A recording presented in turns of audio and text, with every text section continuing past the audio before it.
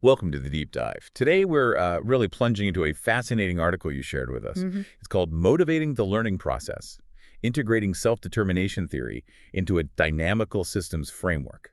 Bit of a mouthful. It is, yeah. Published in the Educational Psychology Review. Right. So think of this deep dive as, your shortcut, getting straight to the core ideas about how we learn, and maybe more importantly, why we learn, what drives us. Exactly. And this article, it really grapples with a fundamental question, something that matters whether you're, say, in school or just curious about your own mind when you tackle something new. Like picking up a new skill or something. Precisely. It asks if there's maybe a tension, a sort of natural conflict between how we humans seem wired to learn, evolutionarily speaking, and the way modern education often works. Okay. So our goal here is really to unpack those ideas, some of which can sound a bit complex, but do it in a way that's clear, engaging, and, actually useful for you, the listener. Right. So the big question for this deep dive is really, how can we better understand that relationship, the one between our innate human motivations for learning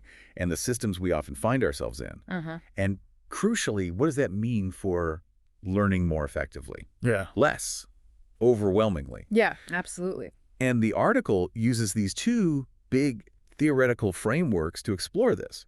We've got self-determination theory SDT, yeah. and dynamical systems theory. DST. And it suggests, well, maybe we need to bring them together somehow. So we'll get into both of those. Let's jump in. Okay, let's do it. So the core argument, the place the article really starts, is this idea of a potential mismatch. A mismatch. Okay. Yeah, maybe even some friction, between how we inherently as humans are motivated to learn Right. and the typical ways education is often structured today. Okay. And what's the reasoning behind that? What kind of mismatch are we talking about? Well, it points to a few things rooted in, like our evolutionary history. For instance, it argues humans are really motivated to learn through socially relevant stuff. Socially relevant, meaning learning with others or for others. Both, potentially. Think about how knowledge used to be passed down. It was And- often within a community, right? Shared tasks, stories, experiences. Learning was embedded in the social fabric. Makes sense. But compare that to a lot of modern schooling. The focus is often heavily on the individual. Your grades, your test scores, your performance. Right. It's very competitive sometimes, not collaborative. Exactly. And that's a key thing for you, the listener, to think about maybe in your own learning. We evolved where learning often meant contributing to the group, understanding things together. Uh-huh. So when learning feels like this purely solo race, focused only on individual scores, it might not actually be tapping into those really deep motivational springs we have. That's a really interesting point. Okay, what else contributes to this mismatch? Another big one is our interaction with the physical world. The article highlights how humans evolved learning by doing, by physically engaging with our surroundings. Like foraging, hunting. Foraging, hunting, building, manipulating things, very hands-on, very movement-based ways of figuring things out. Okay. Now, contrast that with, say, learning advanced calculus or theoretical physics. Yeah. It can be very abstract, very sedentary, quite removed from that direct physical give and take with the environment. Yeah, you're sitting still looking at symbols. Right. We're basically asking our brains to handle these abstract concepts that don't always connect immediately to what we can, touch or see or move. Evolutionarily, our brains are kind of primed for learning through action in an environment. So for you, if you find yourself sort of hitting a wall with a purely abstract idea, Yeah. it might partly be because it's just not engaging that older, more embodied way your brain expects to learn. Fascinating. Okay, so social relevance, physical interaction, anything else? Yes, there's also this idea of bottom-up versus top-down learning. Okay, what's that distinction? The article suggests humans have a natural drive to explore, to learn organically from their environment, driven by curiosity. That's bottom-up. You discover things. Right, like a child exploring. Exactly. But a lot of traditional teaching is top-down. Knowledge is delivered to you by an instructor. Lectures, direct instruction. The teacher tells you what you need to know. Precisely. And look, that top-down approach can be efficient, no doubt about it, for transmitting facts. Sure. But the article implies it might not always mesh well with our innate desire to find out for ourselves, that explorer instinct we have. If that's dampened, motivation can take a hit. So, for you listening, if learning feels like just receiving information passively, maybe that's why it doesn't always stick or feel engaging. That could definitely be part of it, that lack of agency of discovery. And the article mentions something called skeletal cognitive competencies. That sounds important. Can you unpack that a bit? How does that fit into the mismatch? Sure. So think of skeletal cognitive competencies as these foundational, evolved mental abilities, things humans are just generally good at because they helped us survive and thrive. Like pattern recognition. Exactly. Pattern recognition, understanding basic cause and effect, spatial awareness, things like that. They're sort of built-in cognitive tools. Okay. Now, the argument is because these tools evolved in those kinds of learning environments we just discussed, social, physical, bottom up, Right. they sometimes don't map perfectly onto the demands of modern education, which can be abstract, individualistic, and top-down. So the tools we have are sort of optimized for a different game. In a way, yes. The fundamental ways our brains are set up to learn are perhaps better suited to a different kind of learning experience than, say, sitting through a lecture on quadratic equations. So for you, the listener, the takeaway here might be just recognizing that your brain has these natural inclinations, these preferred ways of learning. Exactly. And knowing that can help you maybe adapt or find strategies when you're in a learning situation that feels less natural. Okay, so we've established this potential tension. Our natural learning styles versus common educational structures. Now, how do these theories, self-determination theory and dynamical systems theory, help us understand or maybe even fix this? Let's start with SDT. Right. Self-determination theory, or SDT. This theory really champions the idea of intrinsic motivation. That internal drive, right?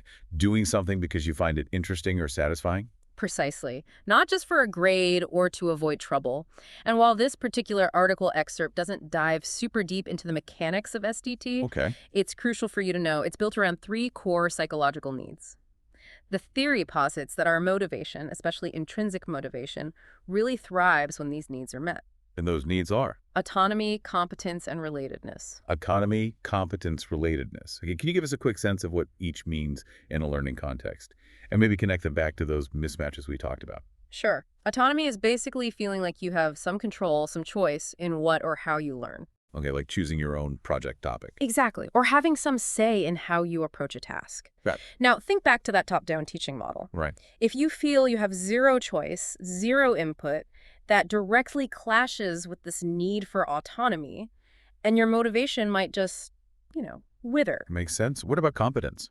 Competence is about feeling effective, feeling like you're capable, like you're mastering things, making progress. Finding that sense of, I can do this. Yes. So if learning tasks always feel impossibly hard or maybe even boringly easy, that need for feeling competent isn't being met. You need that just right challenge. Okay.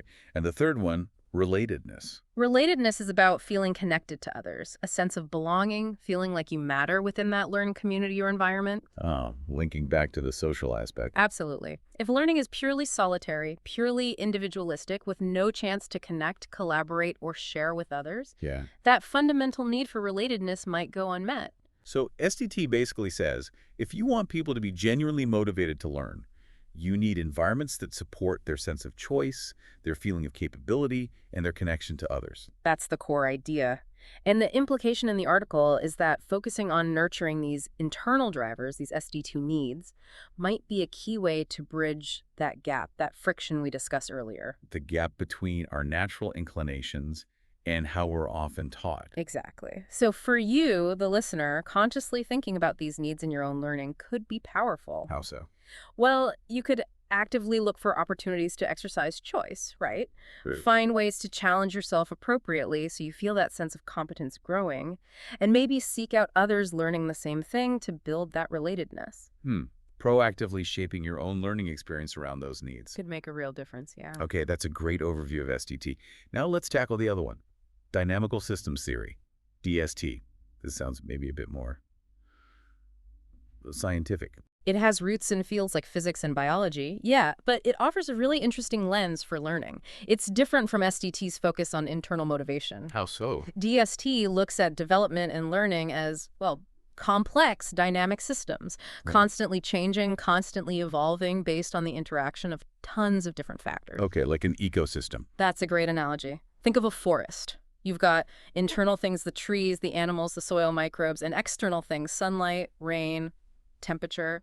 And they're all interacting, influencing each other constantly. The whole system evolves. Right. So apply that to learning. DST says your learning isn't just about your brain, it's this complex interplay between internal factors like your physical state, your mood, your prior knowledge, your psychological needs, and external factors. The teaching methods being used, the physical classroom, the social environment, the task itself, all interacting dynamically. Wow, okay. So it's looking at the whole picture, all the moving Yeah, parts. exactly. The abstract even explicitly mentioned the interplay between students' internal physiological and psychological adaptations and external instructional methods.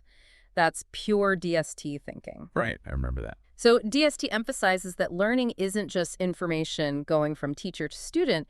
It's about how all these different elements, internal, external, kind of self-organize and shift over time for each individual. So my learning process is a unique system, influenced by everything from how much sleep I got to how the teacher explains a concept. Pretty much, yeah. Yeah. Your emotional state, your existing knowledge, the way things are presented, the room you're in, they're all part of this interacting web that shapes how learning unfolds for you. Okay, that's a very different perspective from just focusing on internal needs like an SDT. It is, but they can be complementary. Okay. So this is where the integration comes in, right? Mhm. How does the article suggest bringing SDT and DST together? Exactly. The core proposal is that to really boost motivation and make learning stick, we should try to integrate those principles of self-determination theory supporting autonomy, competence, relatedness within this broader dynamical systems view of learning. So use the DST framework to understand the whole complex system, Right. and then strategically use SDT principles within that system to target motivation. That's a great way to put it. It's about designing learning ecosystems, really, that are sensitive to both the complex dynamics and those fundamental human needs. Okay, so let's make this concrete. Thinking back to those mismatches, the lack of social relevance, the abstractness, the top-down approach, Yeah. what might this integration actually look like for a learner? Okay, we'll take the bottom-up versus top-down issue and our need for autonomy from SDT. Yeah. Integrating them could mean designing learning environments within the overall system that intentionally offer more chances for exploration, more choice, more autonomy for you, the learner. So maybe instead of just assigning Chapter 5, the system allows you to explore a specific topic within Chapter 5 that interests you most. Precisely. Or maybe you get some choice in how you demonstrate your understanding, a presentation, an essay, a project, that respects autonomy within the larger system. It taps into that intrinsic drive SDT talks about. Got it. And what about making things feel more socially relevant, linking to that relatedness need? Well, the system could be designed to include more collaborative tasks, project-based learning where you work with peers on something that feels like it has a real point, maybe solves a real community problem. So you're hitting the social connection, the relatedness need from SDT. Right. And you're also addressing that evolutionary preference for socially relevant activity. Exactly. You're seeing how what you learn connects to the world and to other people. That can be hugely motivating within the overall learning dynamic. Okay, this is starting to paint a picture. What about tackling the abstract nature of some subjects compared to our preference for physical interaction? How does the integration help there? This seems like the trickiest one. It can be tricky, yeah, and the excerpt doesn't give tons of specifics here, but the principle holds. Integrating these ideas might involve deliberately finding ways within the learning system to make abstract concepts more tangible, more interactive. So even if you're learning math, you might use physical blocks or simulations, something to manipulate. Potentially, yes. Or maybe incorporating movement where it makes sense, or using visualizations. It's about bringing that active engagement piece, which links to our evolved way of learning and can boost feelings of competence from SDT as you grapple with the material more actively. So using building blocks to understand fractions, like you mentioned, making the abstract concrete. That's a perfect, simple example. It's about designing the learning system to include elements that resonate with how we're wired while also supporting those core psychological needs. So the big idea is creating this learning ecosystem, like you said, one that respects our human nature, our motivational needs, and acknowledges the complexity of how all the pieces interact. Exactly that. It's moving away from assuming learning is simple or one size fits all and towards something much more attuned to, well, us as dynamic human learners. Okay, this has been really insightful digging into the theory, but let's bring it back home.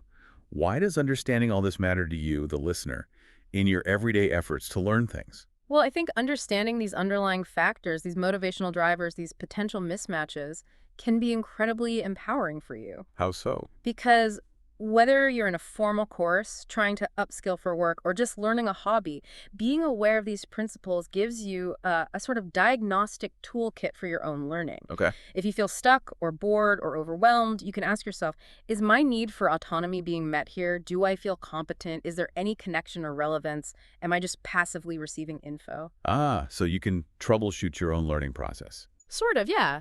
And you can then perhaps seek out or create conditions that align better with these needs.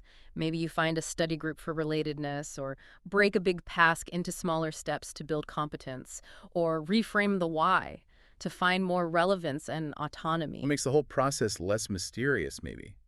Gives you more agency in making it work for you. Absolutely. It can make learning feel less like something that just happens to you and more like something you can actively shape to be more effective, less stressful, and frankly, more enjoyable. And it's not just about self-learning, right? If you're ever teaching or mentoring someone, Oh, absolutely. If you're a parent helping with homework, a manager training a new team member, a coach, understanding these principles can transform how you support their learning. you can be more intentional about giving choices, providing the right level of challenge, fostering connection. Exactly. You move from just delivering information to actively trying to cultivate a motivating learning environment based on these deeper human factors. It's a really valuable shift in perspective. Okay, so wrapping this up, this deep dive, drawing from that article, has really underscored this potential friction, hasn't it, Hmm. between how we seem naturally wired to learn socially, actively, exploring things ourselves, Right. and how formal education is often set up,